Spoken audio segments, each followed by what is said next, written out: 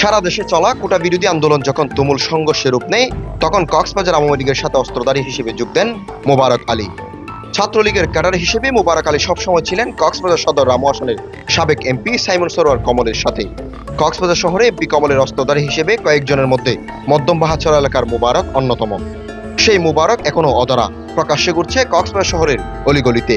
ছাত্রলীগের নামধারী মোবারকের নামে রয়েছে বহু মামলাও।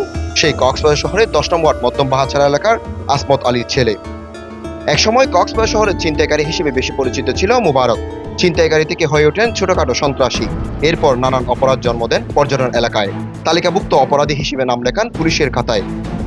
নানান অপরাধে বেশ কয়েকবার আটক হয়ে কারাভোগ করেন কোটা বিরোধী আন্দোলনে ছাত্রলীগের অস্ত্রধারী ক্যাডার মোবারক।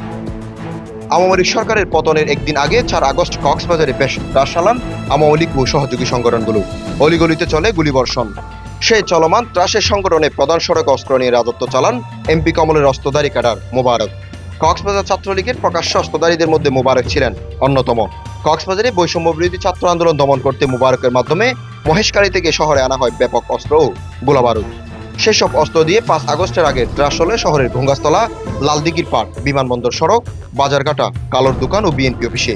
সেই ছাত্রলীগের নামধারী ক্যাডার মোবারক প্রকাশ্যে ঘুরছে কক্সবাজার শহরে।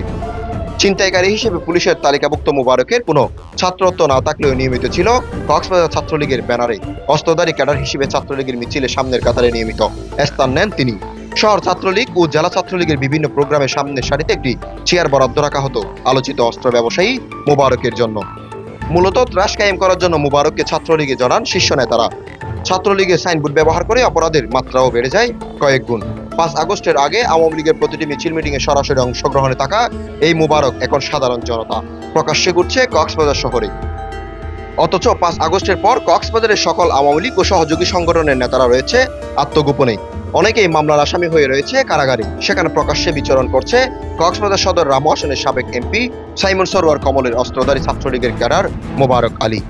কক্সবাজার শহরে জমি দখল, ইয়াবা লুট, অপহরণ, চাঁদাবাজি, প্রকাশ্যে গুলিবর্ষণ ও অস্ত্র ব্যবসায়ী হওয়ার অভিজ্ঞতা থাকায় সহজে এমপি কমলের ঘনিষ্ঠজন হয়ে ওঠে মোবারক।